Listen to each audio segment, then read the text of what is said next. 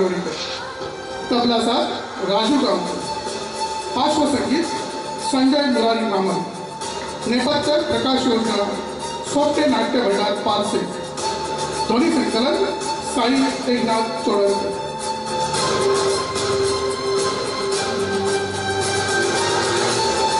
कलाकार रंगनाथ भिंगा गोंदवाडकी, राजा विठोबा उद्धव बंधू, विश्वनाथ गौरेश गुरुनाथ बघेल, नागेश मंगेश सकाराम पट्टे, रामू उल्लास केशव नागवेकर, हरबा अमोल प्रभाकर राऊत, पदू भालचंद्र दत्ताराम मामलेकर, सुलभा निवेदिता चंद्रजू, शेतकरी सुधर कृष्णा नाईक, आनंद पंडित नाईक, महेश ज्ञानबा परब आणि अरविंद दशरथ परब। सहाय्यक हेमंत गुसावी, प्रकाश हाडकी, प्रशांत जाधव। व्यवस्थापक बाबली राव, रवींद्र राव, रामावली, जयानंद गावकर, प्रमोद अगरवाडीकर, विजय नागवेकर, दिलीप राव, सदानंद अगरवाडीकर आणि संजय परब नागवेकर। श्री रंगदेवता आणि नटेश्वराला वंदन करून, श्री गणरायाच्या चरणी नतमस्तक होऊन, श्री देव सासरी मातेच्या चरणी लीन होऊन इथे उपस्थित सर्व नाट्य रसिकांचं स्वागत करून आज गणेश जयंती निमित्तार्थ अगरवाडा सार्वजनिक गणेशोत्सव हौशी नाट्य मंडळ अगरवाडा सहर्ष संयोजन सादर करत आहे। वसंत जाधव लिखित आणि उमेश महादेव अगरवाडीकर दिग्दर्शित संगीत 3 अंकी नाटक देवता देवता देवता। जय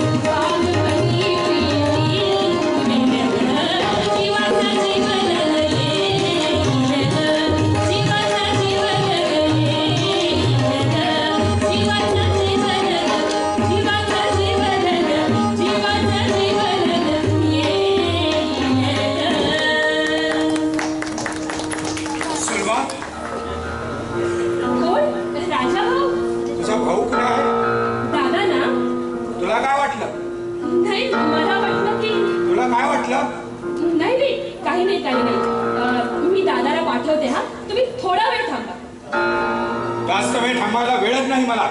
हो पण बसाल की नाही? बसायला मी आलेलो नाही, उभं राहायला मला कंटाळा आलेला नाही. तू आज जा आणि रंगनाथाला बाहेर पाठवून दे, मनावर राजा आलाय. हो पण दादाने तुम्हाला बोलावलं होतं की तुम्हीच तुमच्या काही कामाकरता इथे आला आहात? शेतावरून ताबडतोब निघून येईल असा निरोप तुझ्या दादानं पदुकरकडे पाठवला होता आणि तुझ्या दादाच्या निरोपाबरोबर धावून यायला मी काही दादाच्या हुकुमाचा ताबेदार नाही. आम्हाला आमचं पोट जाळायचं आहे. गरीब शेतकऱ्याच्या मानेवर पीळ देऊन त्यांच्या रक्ताने आमचा जठराग्नी शांत करायचा नाही. राजा हो, का बरं तुम्ही माझ्याशी असं परकेपणानं बोलता? तुम्ही आणि आम्ही कुणी परके का? तुला परकेपणा जाणवत नसेल तो परकेपणा तुझ्या भावाला जाणवतो त्याचं काय? जगात फक्त दोनच जाती आहेत, एक श्रीमंत आणि दुसरी गरीब. गरिबी हा आम्हाला लागलेला कलंक आहे. गरिबी आमच्या पाचवीला जणू पुजलेली आहे. असं वैतागून कसं चालेल राजा भाऊ? पण का नाही तुम्ही वैतागणार? ऐन तारुण्यात तुमची पत्नी लक्ष्मी वहिनी तुम्हाला सोडून गेली. अहो, तिच्या आजारपणात पाण्यासारखा पैसा खर्च केला. औषधासाठी शेवटी स्वतःची शेतीवाडी सुद्धा आमच्या दादाकडे गहाण टाकली तरी. आणि आमची जमीन त्यांच्या नावावर करून मोकळे झालो. दुःखाच्या डोंगरा आणूनच सुखाचा सूर्य उगवत असतो. देवावर विश्वास ठेवा. एक दिवस त्याला तुमची कणाव नक्की येईल आणि तुम्हाला सुखी करील तो. कसला बसलाय देव घेऊन? या जगात देव आहेच कुठे? तर त्याला आमची करुणा येणार. देव बिव सारं ठोकांड आहे. या जगात ठोसास ठोसा हाच न्याय खरा आहे आणि त्याच न्यायाने यापुढे मी तुझ्या दादा बरोबर वागणार आहे. काय केलं दादानं? काय केलं तुला सांगून काय उपयोग? त्याचा बंदोबस्त मलाच केला पाहिजे. आम्हा शेतकऱ्यांना तीसभर पोटासाठी पुन्हा ताणातून काबाड कष्ट करावे लागतात. वर्षभर राबून सुद्धा एक वेळचं अन्न आम्हाला मिळत नाही. आणि त्या रेंगणात सावकाराचा आमच्या मागे लागलेला ससैव राहतो. नियतीचं झाड लावायचं आम्ही आणि त्याची फळं खायची तुझ्या भावानं. हा कुठला वरचा न्याय? मी तरी काय करणार राजा भाऊ? माझ्याशी सुद्धा हल्ली उद्धटपणे बोलतो होतो. त्याचं डोकंच ठिकाणावर नाहीये.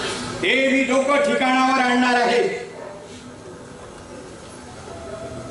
त्यासाठीच मला त्याचा आता समाचार घ्यायला हवा. हे बघा राजा भाऊ, तुम्ही उगाच भलतं सलतं करून गैरसमज करून घेऊ नका. हो, एकमेकांशी भांडून एकमेकांचा गळा कापून जगात आपली शोभा होईल. पण रंगनाथ आमच्याशी भांडतो त्याचं काय? हे सगळं खरं आहे हो, पण काय? हे बघा, दादा तुमच्यावर अन्याय करतो हे पटतंय मला. हवं तर मी तुमची क्षमा मागते त्याबद्दल. पण तो तुझा भाऊ आहे म्हणून तू त्याच्याबद्दल सहानुभूती वाटतं तुला साहजिक आहे. पण त्याला या जगातून कायमचा नाहीसा करणार हेच मला वाटतंय.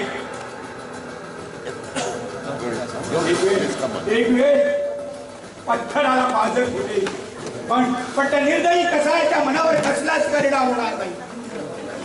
तुझ्या राजाला बजावून सांग या राजाच्या वाट्याला येऊ नकोस म्हणून.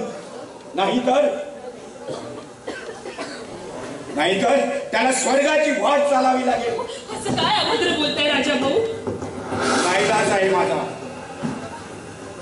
रंगनाथने सुरू केलेल्या अन्यायाचा सूट घेण्यासाठी मला असं वागावं लागतंय. राजा भाऊ, असं करू नका हो राजा भाऊ. ओ राजा सुलभा, तू काय त्याची उभी आहे? जा आज चालते हो. असं काय राजा साहेब? माझी ओळख तुला लवकर पटली आहे. इतरांपेक्षा तुझी ओळख लवकर पडते मला, कारण रात्र दिवस एखाद्या सैतानासारखा माझ्या नजरेसमोर असतो. आणि त्या सैतानाला आज घरात बोलावून घेतलंस. त्याच्याशी काय बोलायचं असेल ते सांभाळून बोल, नाहीतर त्याच्या मूळ जातीवर जाऊन हा सैतान तुझ्या मानेवर बसायला कमी करणार नाही. अगोदर तुझी वटवट बंद कर. तुला 2 प्रहरी निरोप पाठवला असता. तू आता संध्याकाळी आलास. संध्याकाळ झाल्यानंतरच सैतान संचार करत असतो आणि तुझ्या हुकुमाबरोबर धावून यायला मी काही तुझा हुकुमाचा ताबेदार नाही, समजला? वाह्यातपणा पुरे झाला. आणि काय काल तुला सक्त ताकीद दिली असताना सुद्धा आज तू माझ्या शेतात परत पाऊल टाकलास. आज माधुरी बनला आहेस तू, पण या माधुरीचा परिणाम फार चांगला होणार नाही हे फक्त लक्षात ठेव. रंगनाथ, तुला चढलेल्या सत्तेच्या धुंदीत हे जग कसपटा समान वाटत असेल. सावकाराचा मुलगा म्हणून तू स्वतःला सत्ताधीश समजत असशील, पण या राजाच्या वाटेला येण्याचं धाडस करू नकोस, एवढंच मला तुला सांगायचं आहे. तुला रक्ताच्या नात्याची ओळख नाही. पैशाच्या धुंदीत रक्ताची नाते विसरला आहेस तो. केवळ रक्ताच्या नात्याची ओळख ठेवण्याच्या दृष्टीनं आजपर्यंत सहनशीलता बाळगत आलो मी, पण तुझ्यासारख्या माणसाला, माणुसकी मुकलेल्या माणसाला वठणीवर आणण्यासाठी म्हणूनच मला माझा पवित्रा बदलावा लागत आहे. मला माणुसकीचा विसर पडलेला नाही, उलट तूच माणुसकीला विसर लाथाडून गरीब शेतकऱ्यांचे गळे केसाने कापतो आहेस, त्यांचं रक्त घटा घटा पितो आहेस. गेलेला आवर खा राजा. या रंगनाची तुझी गाड आहे, तुला पुन्हा बजावतो. उद्यापासून माझ्या शेतात पाऊल ठेवू नकोस. अरे जा रे जा, तुझ्या पोकळ धमक्यांना भीक घालत नाही मी. एवढा उन्मत्तपणा, आजपर्यंत तुला मगत्याने शेती करायला दिली ही माझी मेहरबानी समजू, उलट मला दाग दडपशाही दाखवतोस. यात कसली आली आहे तुझी मेहरबानी? आम्हाला कसण्यासाठी दिलेल्या शेताचा पुरेपूर मोबदला वसूल करीत आलाय तो. राजा, तू आणि विश्वनाथ माझ्या हातीची मुलगी आहात, म्हणूनच आजपर्यंत तुमच्याकडून होणारा अपमान मी सहन करीत आलोय. पण यापुढे जशाच तसा हा न्याय अंमलात आणला जाईल आणि ठोसास ठोसा हा देखील माझा न्याय, समजलास? मोठ्याने हुशारकीने सांगतो आहेस, तुमचं हित साधत आलो आहे. कसलं हित साधलंस? आमच्यावर कर्जाचा बोजा असताना आमची जमीन लिहून घेतलीस, आमच्या कुटुंबाला आग लावलीस आणि आज त्या आगीच्या त्याच्यात तू एखाद्या सैमानासारखा वावरतो आहेस. मला तुझं पुराण ऐकायचं नाही आहे. जवळजवळ 3 वर्षाचा मक्ता चुकलेला आहे आणि तो पुरा वसूल झाला की तुला माझ्या पेशेतात परत पाऊल टाकता येणार नाही. इतका नादान बनू नकोस रंगनाथ. आम्ही तुमचा कधीही विचार केलेला नाही, पण मी सांगतो, यापुढे जर माझ्याशी वागायचं असेल तर नीट वाग, नाही तर अशा तऱ्हेने आमच्यावर अन्याय करशील तर याच कुदरीने एकाचे 2 राजा.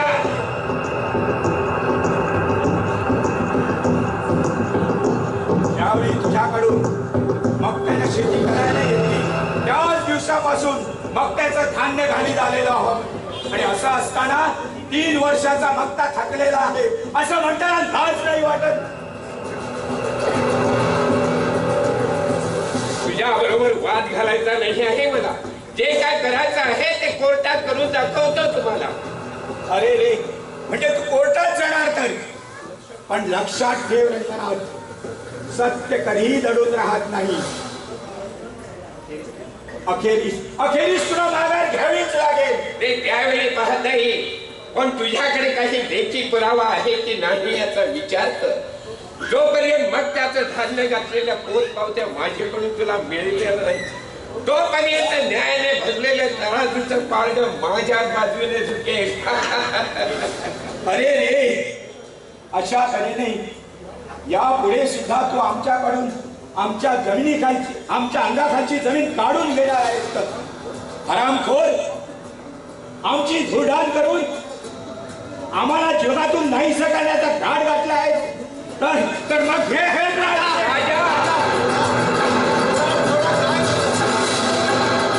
या जगातून एक जुनी सावकार नाही एक जुनी शैतान नाहीसा करतो आहे. वेड्या, असं काही करू नकोस. रंगनाथ, तू तरी माघार घे.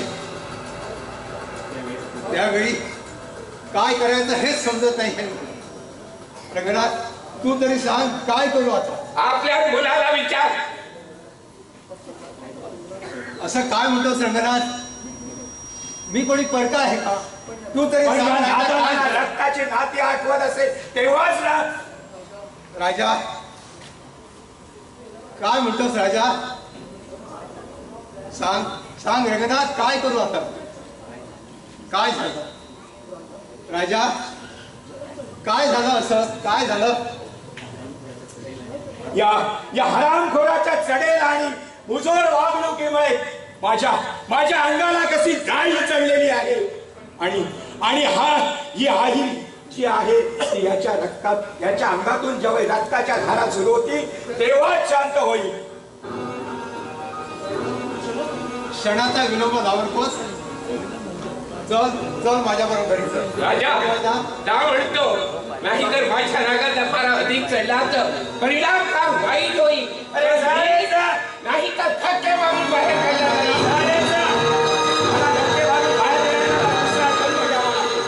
चल राजा चल. राजा, तुला बजावून ठेवतो.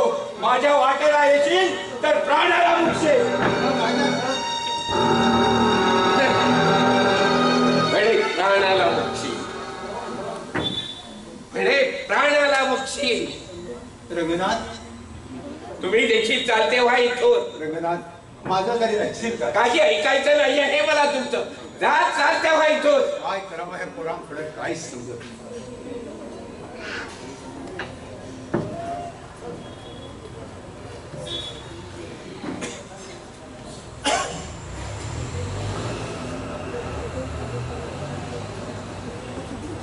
रंगनाथ, मग नागेश एक पैस ना. असा विचार करायला का बसत आहेस? का रे, काय झालं? What is wrong? नुकताच राजा येऊन गेला वाटतो. उद्यापासून शेतात पाऊल ठेवू नको असं बजावलं त्याला. तर उलट मला दाग दडपशाही दाखवून गेला. म्हणे माझ्या वाटेला जाशील तर प्राणाला मुकशील. माणसाचा जीव म्हणजे वाटेल त्या वेळा फुडून जायला फणसातली भाजी समजतो की काय? क्लेश फारच उन्मत्त झाला आहे तो. त्याचा उन्मत्तपणा उतरायला मला फार वेळ लागणार नाही. आणि त्याचा तो भाऊ विश्वा स्वतःला शिष्टाचार्य समजतो. ते तुझे नातेवाईक आहेत म्हणून एक गप्प राहतो. नाही तर येवाना माझा हात दाखवला असता त्यानं. आणि खरं सांगू काय रंगनाथ, विश्वा इथं येऊन त्या सुलभाबरोबर गुलू गुलू गोष्टी करत असतो. आणि हमदार पण त्याच्या प्रेमाचा मनोरात जास्त काळ टिकणार नाही. सुरुंग लावून ढासळलेल्या बुरुजाप्रमाणे क्षणार्धात घुसवून टाकला जाईल. तसं केल्याशिवाय इलाज नाही. सुलभा मॅट्रिक पर्यंत शिकली आहे, पण त्या विश्वानच मराठी चौथीचा उंबरठा ओलांडला आहे की नाही याबद्दल शंकाच आहे. कुठे इंद्राचा ऐरावत आणि कुठे श्याम भटाची तठ्ठाणी. राजाबरोबर विश्वाचा देखील बंदोबस्त करायला, पण त्याच्या अगोदर विश्वाला न भेटण्याची सक्त ताकीद सुलभाला देऊन ठेवतो. तसं करशील तर आणखी 15 दिवस इथं राहायला तयार आहे. नाही मित्र इथून जाण्यास योग्य म्हणतोय. अरे गेल्या 2 महिन्यात सुलभाला कित्येक वेळा माझा अपमान केला, केवळ त्या विश्वाच्या चिथावणीमुळे. पण तुझ्या आणि माझी मैत्री तुटू दे म्हणूनच मी अजूनपर्यंत माझा अपमान सहज केला. पण रंगनाथ, यापुढे ते शक्य होणार नाही. Anyway, I have to go. नाही नागेश, मी तुला एवढं जाऊ देणार नाही. माझा कलिजा आहेस तू. तुझ्यासाठी सुलभाचा योग्य तो बंदोबस्त करतोय मी. माझ्या जिगर दोस्ताच्या सुखासाठी यश किंची बहिणीची मुळीत पर्वा करणार नाही मी. रंगनाथ, खरंच सांगतोय नागेश. बरं, मी जरा ते शंभू पाटलांकडे महत्वाच्या कामासाठी जाऊन येतोय. ओके. पण रंगनाथ, बाहेर येताना बाजारपेठेतून चक्कर मारून ये. अरे चंद्रा, तुझी अगदी आतून त्याने वाट पाहत आहे. अरे रुसली आहे ती तिच्यावर. जा तिचा रुसवा काढून टाक. अरे त्याचा रिस्वा काढायला मला जास्त वेळ लागणार नाही. 500च्या 5 होता तिच्यावरून ओवाळून तिच्या आईच्या स्वतंत्र म्हणजे आता कसं म्हटलं, काम करी काम. तो किती करी सराव. अच्छा, बाय, येतो मी. जा रुसवा काढ तिचा. बरं आहे, जाळं पसरलं जावं आणि त्या सावध सापडावं. त्याप्रमाणे रंगनाथ माझ्या मैत्रीच्या जाळ्यात सापडला. मुंबईला झालेला तात्पुरत्या ओळखीचं रूपांतर दाट मैत्रीत झालं आहे. महालक्ष्मीच्या रेसच्या मैदानावर माझ्या नशिबाचं घोडं जरी धावलं नसलं तरी रंगनाथच्या मैत्रीचं घोडं. पण आता काही तास सुलभाला अंकित केली की रंगनाथाची शिकार आणि सुलभाची सोनेरी शिकार, दोन्ही शिकार एकाच वेळी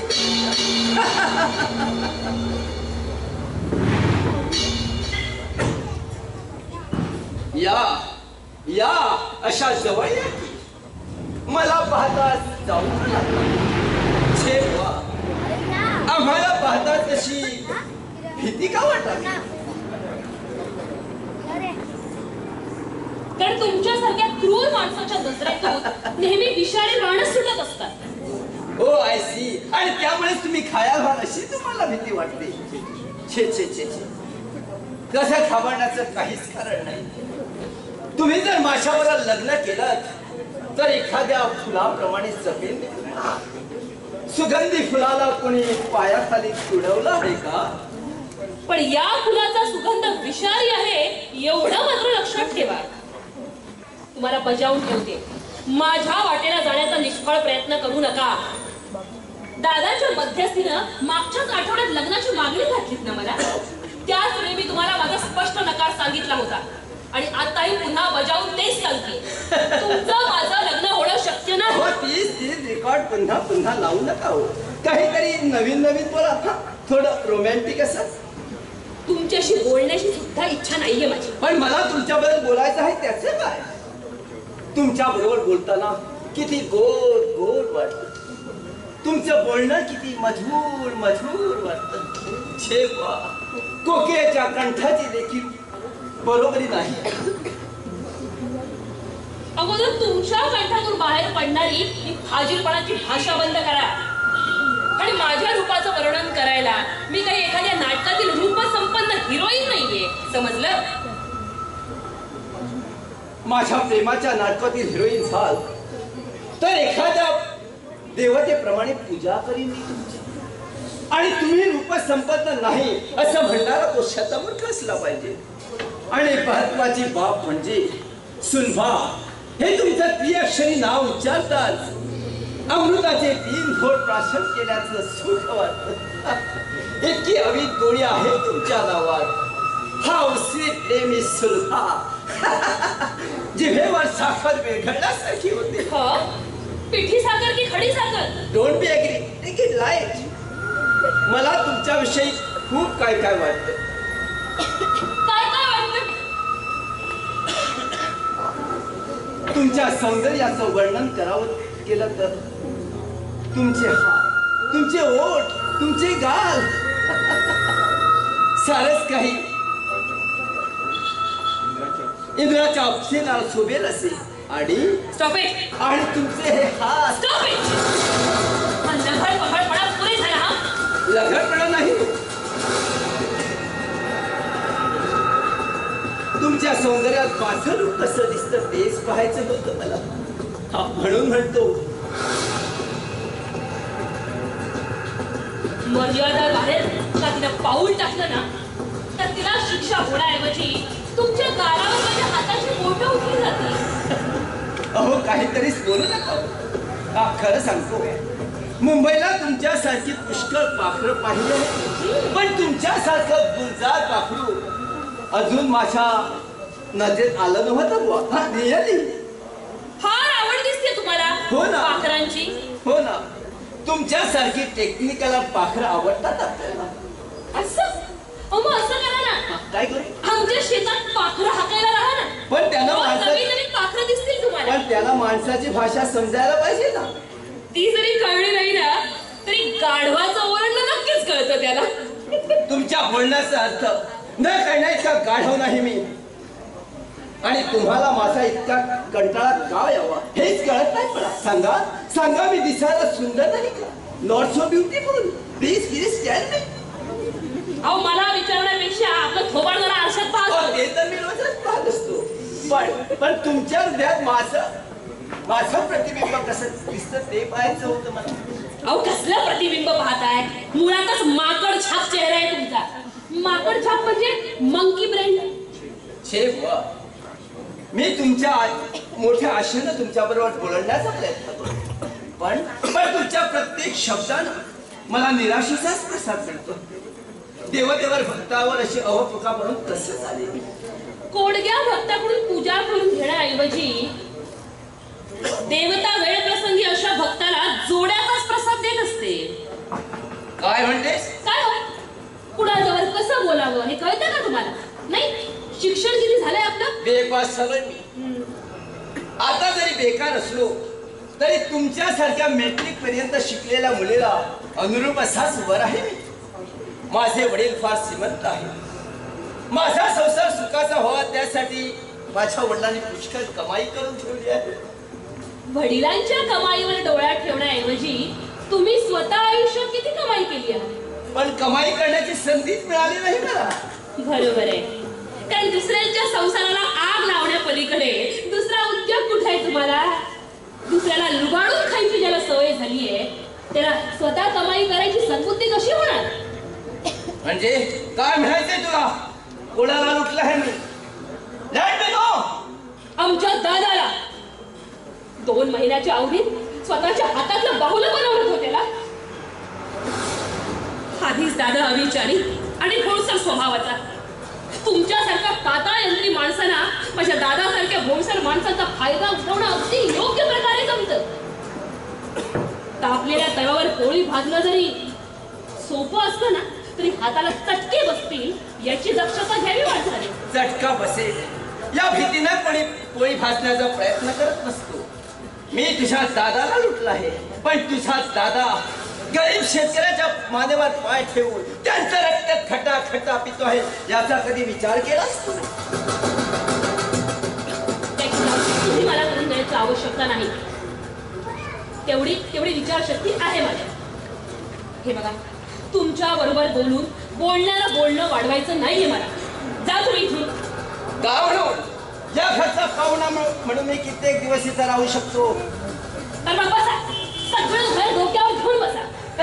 अहो अशा जागावर माझा जर तुम्हाला त्रास होत असेल तर मी जातो, पण हे पहा माझ्या बाबतीत तुमच्या मेंदूला जरा ताण द्या प्लीज. आता मुक्काट्याने इथून जाता की तुमची जीवच ताणून धरायला पाहिजे. काय सुद्धा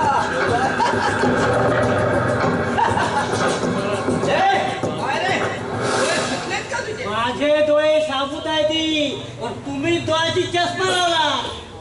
अव बघताय मागण चालताय मला फॅशन आहे चालायची. पद्या नॉनसेन्स देऊ नका. पद्या उलट्या डोसक्याचा माणूस हा. शिवीगाळ करा तर डोकं सीधं करून टाकीन. फटक्या बरोबर फटका आणू का? ए मधू, इकडे बघ, इकडे येतो. काही हरकत नाही. तुझं डोकं सरळ करायला रंगनाथला घेऊन येतो. जाय साहेबा, 30 रुपयाचा नळ घेऊन सांग खाली साहेबाच्या पायावर फोडता. म्या भीत नाही कुणाला. सांगून ठेवतो, शिवीगाळ करायची नाही. नॉनसेन्स. बरा अरे तर आपलं काय ते खरं विचार करा थोडा. काय केलं ते मधू? काय केलं म्हणजे? अरे तू त्यांना नॉनसेन्स म्हणालास. म्हटलं म्हणून काय झालं? त्याने म्हटलं म्हणून म्या म्हटलं. त्याने हाणलं असतं तर म्या हाणलं असतं त्यासनी. पण नॉनसेन्स या शब्दाचा अर्थ कळला का तुला? हो, तो त्यासनी कळला म्हणजे झालं. फिरून बोलणार नाही नॉनसेन्स म्हणून. त्यांचा सबूत त्यासनी परत केला डायरेक्ट. नोकर माणसानं मर्यादेबाहेर बोलू नये. आणि त्याची जी मर्यादेला सुटते होती त्याचं काय ना? खरं आहे रे, पण काय करता सातायचा? इथवाला फाटक्या जोडे खेचायवा. जिवंत राहिला तर नांगी मनाला कमी करायचा ना. म्हणून म्हणतो त्याचा मी इन्सल्ट केला. आता त्याने ही हकीकत जर दादाला सांगितली तर काय होईल ना याची कल्पना नाहीये तुला. काय बी होणार ना. पण ताईसा तुम्हाला सांगून ठेवतो, त्या बूट पॅन्टीवाल्या लांडग्या बोलताना तर सांभाळू नका. हो तसा प्रसंग पडला तर म्या त्याचा मोठा पडीन. लय डेंजर माणूस. भलताच काहीतरी बनवू नको. खरं सांगतोय म्या, तुमच्यासारख्या देवतेची त्याने विटंबना केली तर त्याला मी यमाच्या दरबारी पाठवायला हो पद्या मागं पुढं बघणार नाही. पद्या मर्दाचा बच्चा आणि दिलाचा सच्चा माणूस आहे. आणि माझा राग बिलकुल एकदा माझा दोस्त आउट झाला की मग ते जाऊ दे. इतका वेळ होताच कुठे रे? आपल्या पोळ्या गायचं ढवळ्याबरोबर लगीन लावित होतो. पिढीत होती ते दोघांची, तुमची आणि ईश्वरभाऊची तशी. हा फाजीलपणा पुरे. किती कामं करायची पंडित माहितीये, पण तुला शुद्ध कुठे?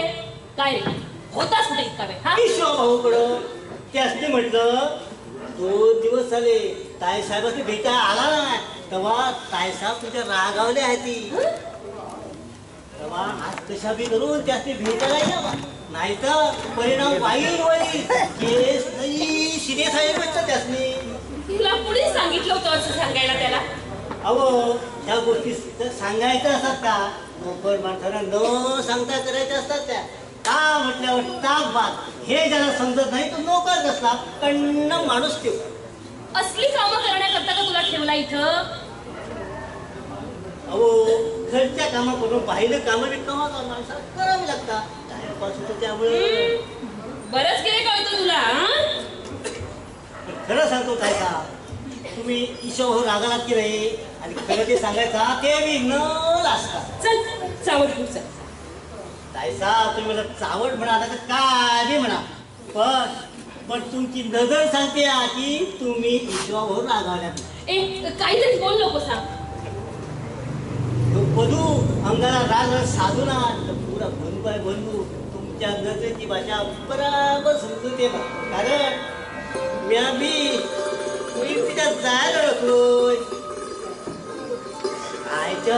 आईची नको सुद्धा तर बाची आण घेतो. तू आणि प्रीतीच्या जाळ्यात? हा म्या प्रीतीचा अभ्यास करतोय. तुम्हाला काय वाटलं तुम्ही प्लीज जाणता, आम्ही प्लीज जाणत ना. म्या बी असं त्या गोष्टी पास झालो एकदम परत. पण काय रे, कुणावर प्रेम आहे तुझं? हो तो जानूच आहे नका. एका पायानं लग्न त्याच्यावर नाही हो, लेकीवर पंडीवर. पंडी छान आहे रे दिसायला. असला लवंगी मिरची कोल्हापुरी. असू दे हा. काय रे असले धंदे करतोस काय? धंदे कसले तुम्ही करता का म्या करतो? तुमचा विषय होता लक्ष्मी नारायण जोडा माझा पंडिता शंकर पार्वतीचा. हे बघ आता बोलण्यात वेळ घालू नकोस. अगोदर वाड्यात जा आणि त्या मुलांना बांध आणि त्यांच्या चारा पाण्याची व्यवस्था करणे. जा बघ लवकर. पण बघू विश्वास खरंच येणार आहे इथं? नाही म्हणजे आपलं असंच रे. म्हणजे तुमचं मन अजून घुटमळत आहे. पण म्या म्हणतो 2 दिवस दोघं नाही बोलल्या ती काय बिघडलं कुठं? माणसानं कसं की चोरून पिढ्या करावं. पण काय केलं ते मग थोडंसं सांगू नये. एकदम ठाऊ काय आजोबा, आता जातोस की नाहीतर काय करा म्हटलं तुमची शेंडी माझ्या हाताला. जातोस की रे?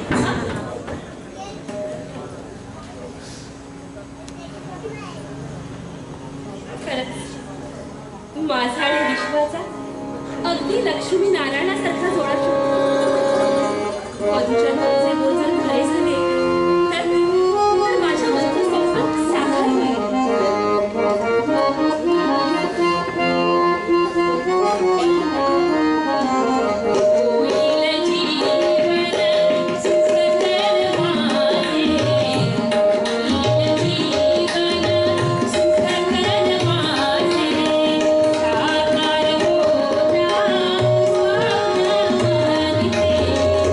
साकार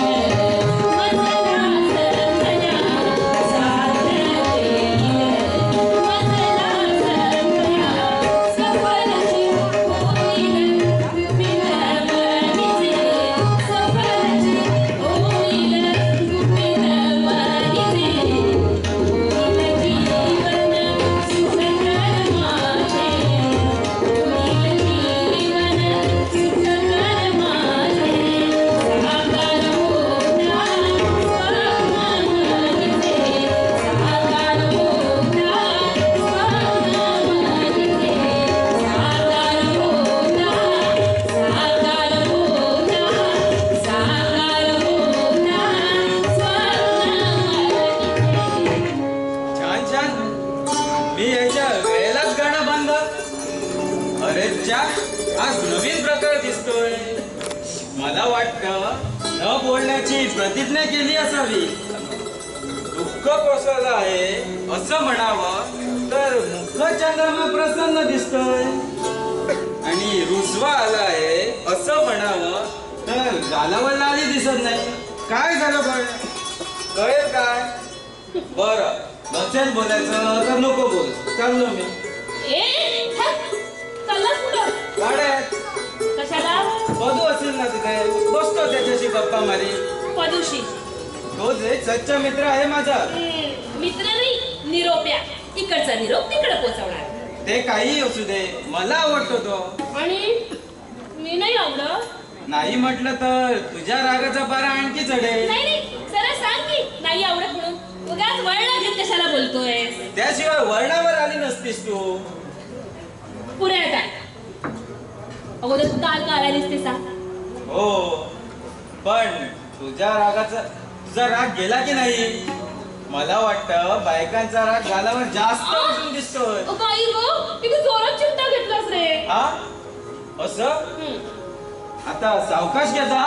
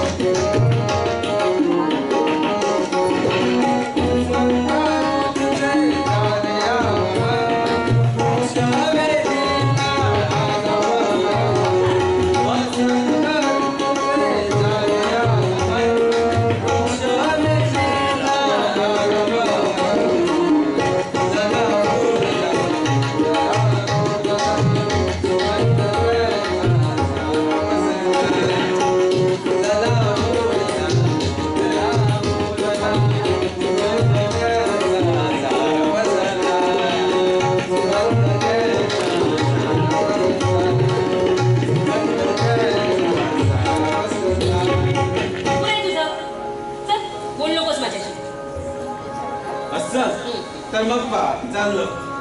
हा बरोबर पुरे काल आला तसा सांग ना. अगं एका सभेला गेलो होतो त्यामुळे नाही यायला जमलं. कुठे होती सभा? काली मंदिरात. कुणी भरवली? या आपल्या गावातील शेतकऱ्यांनी. कशा करता? त्यांच्यावर होणाऱ्या अन्यायाला कायदेशीर वाचा फोडण्याकरिता. अरे कुणाकडून त्यांच्यावर अन्याय होतो सांग ना. खरं म्हणजे तुला याची कल्पना असायला हवी. अरे खरंच मला यातलं काहीच ठाऊक नाही. खोटं बोलतेस तू. अरे नाही रे विश्वा. हो पण काय झालंय ते तरी मला सांगशील का नाही? रंगनाथ लोकांवर अन्याय करत आहे. आमच्यासारख्या गरीब शेतकऱ्यांना जुळमाने पिळतोय. आणि असं असताना तू त्याला प्रतिकार करण्याऐवजी त्याकडे अजिबात दुर्लक्ष केलास. माझा नाईलाज आहे रे विश्वा. दादाला काही सांगायला गेलं तर उलट मला झिडकारतो तो. मग मी काय करू? शेतकऱ्यावर होणारा अन्याय टाळण्यासाठी खरं म्हणजे तू प्रयत्न करायला हवे होतेस. माझी अपेक्षा आहे तशी. तुझं म्हणणं मला पटत नाही असं वाटतंय का तुला? आणि तुझ्या म्हणण्याप्रमाणे दादाला समजवण्याचा मी कितीतरी वेळा प्रयत्न केला पण व्यर्थच. रंगनाथ कडून होणाऱ्या अन्यायाने बेजार झालेले शेतकरी कोणत्या धडाला गेले याची कल्पना आहे तुला? जाऊ दे, या गोष्टी तुझ्या कानावर घातल्या तर दुःखी होशील तू. काय सांगायचं तुला सांग मला. हे बघ स्पष्ट काय ते सांग. उगाच माझ्या मनाला हुरहुर लावू नकोस. सांग विश्वा. वाईट वाटून घेऊ नकोस सुलभा. जो गैरमार्गाचा अवलंबन करून रंगनाथने केलेला अन्यायाला वाचा फोडणार आहे. वेळ प्रसंगी त्याच्या जीवालाही धोका आहे. मी त्यांना समजवण्याचा प्रयत्न केला, पण अरे पण विश्वा. परत सांगतो सुलभा. अरे जा रे, असल्या फोका धमक्यांना भीक घालीत नाही मी. माझ्या वाटेला येणाऱ्याला धडा रडवायला लावीत मी. रंगनाथ, सत्तेच्या धुंदीत एवढा उन्मत्त बनू नकोस. ज्यांच्या जीवावर आज तू सत्ताधीश झाला त्या शेतकऱ्यावर अन्याय करून आत्मघात करू नकोस. उलट त्यांची कदर कर. तुझ्या सूचनेची जरुरी नाही आहे मला. माझं हित कशात आहे ते पूर्णपणे ठाऊक आहे मला. परिणामी घातकी ठरणारी कल्पना आहे ती. हरकत नाही, पण तुझ्यासारख्या भिकारी माणसाच्या सांगण्यामुळे माझ्या विचारापासून कधीही परावृत्त होणार नाही. आणि माझ्या दृष्टीने दीड दमडी एवढी ही किंमत नाही आहे तुझी. माणसाचं कर्तृत्व पैशाची पट्टी लावून मोजली जात नाही रंगनाथ. मी त्याच पट्टीचा उपयोग करून माणसाची किंमत ठरवत असतो. आणि तुझी किंमत त्या दीड दमडी एवढी भरते आहे. दादा, अरे कुणाला काय बोलतोस तू? या मूर्ख माणसाला. पैशाने मी भिकारी असलो तरी तुझ्याप्रमाणे माणुसकी सोडून गरिबांचे गळे आवडण्याचा धंदा केलेला नाही. उलट त्यांच्या गळ्याला आवडण्याला पाच सोडू पाहतोय.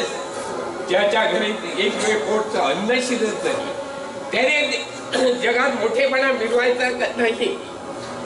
ती डमडीची विजास लोकांना दाखवून आपल्या अशा जगात करून घेऊ नये. वाटते ते बळगायला तुझ्याप्रमाणे पैशाची धुंदी चढली नाही मला. आणि चढली असेल तर सडा उतरली जाईल. कुत्रा जोराने भुंकत असला तरी रस्त्यावरून जाणारी सगळीच माणसं त्याकडे लक्ष देत नाही.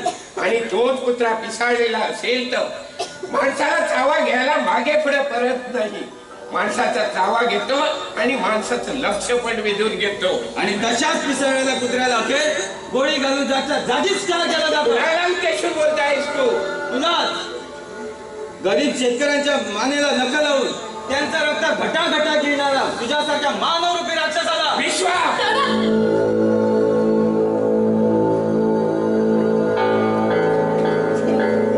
रंगनाथ, सत्तेच्या धुंदीत तू गावातील गरीब शेतकऱ्यांचे संसार धुईला मिळवतो आहे. पण अजूनही शहाणा हो आणि त्यांच्याशी न्यायाने वागण्याचा प्रयत्न कर. एवढंच सांगायचं आहे मला. माझं मी पाहून घेईन. तुझ्याकडून बोधामृत प्यायची इच्छा नाही आहे माझी. पण विश्वा तुला वाईट सांगतोय का दादा? अरे चांगल्या तऱ्हेनं जर तू त्या शेतकऱ्यांशी वागलास तर ते तुझी महतीच घातील. मला काय करायचे आहे असल्या लोकांशी? पैशाच्या बळावर असली 56 माणसे माझ्या घरात पाणी भरायला ठेवीन मी. ज्याच्याजवळ पैसा आहे त्यालाच या जगात मोठेपणा आहे. पण मनाच्या मोठेपणाची जोड नसेल तर पैशांचं मोठेपण 56 दिवस देखील टिकणार नाही. पत्त्यांच्या बंगल्याप्रमाणे क्षणात धाड कोसळेल. विश्वाचं म्हणणं अगदी खरंय दादा. तुला ते पटायचं? म्हणे विश्वाचं म्हणणं खरं आहे. अरे पण चोप, तुला 1000 वेळा बजावलं होतं त्याला घरात ठेवू नको. पण का घेतलंस? कुणाच्या परवानगीनं? अरे पण विश्वा कोणी परका आहे का? आता तुझं आणि त्याचं पटत नाही त्याला मी काय करू? पण कसंही झालं तरी आपला आतेभाऊ आहे. ठाऊक आहे मला. त्याला तुझ्या बरोबर प्रेमाच्या गुलगुल गोष्टी भेटायला भेटत. मग तुला त्याचा पुळका आल्याशिवाय कसं राहणार? तसं नाही रे दादा. पण होय होय, आम्हा दोघांचं प्रेम आहे एकमेकावर. मग तुझं काय म्हणणं आहे? विश्वा तू गप्प राहा ना. असं दोघांचं बरंच सूत जमलेलं दिसतंय. नादान माणसा रात रोजपणे माझ्या घरात माझ्या बहिणी बरोबर प्रेमाच्या गुलगुल गोष्टी बोलतोस आणि वर शिष्टाचाराचा आव आणतो. चल जाय, निघ इथून. जा विश्वा, या क्षणाला इथून जा. सुलभा, अरे जा जा म्हणते ना. ठीक आहे, पुन्हा या घराची पायरीही चढणार नाही. रंगनाथ, सत्तेच्या धुंदीत तू गावातील शेतकऱ्याचा संसार धुळीला मिळवतो आहेस. पण लक्षात ठेव, तू करीत असलेल्या अन्यायाला वाचा फोडून अखेर तुला त्याचा जाप द्यावाच लागेल. विश्वा, विश्वा, अरे माझं ऐकून तर घे. विश्वा, कशाला ओरडतेस त्याच्या नावाने? तुला पुन्हा बजावतो. जर का त्याला घरात घेतलं, अगर तिच्या बरोबर बोलताना माझ्या दृष्टीस पडलास तर परिणाम फार वाईट होईल. पण दादा, ज्योत, एक अक्षर उच्चारू नकोस, नाही तर थोबाड रंगावून काढीन. सांगितलेलं नीट लक्षात ठेव.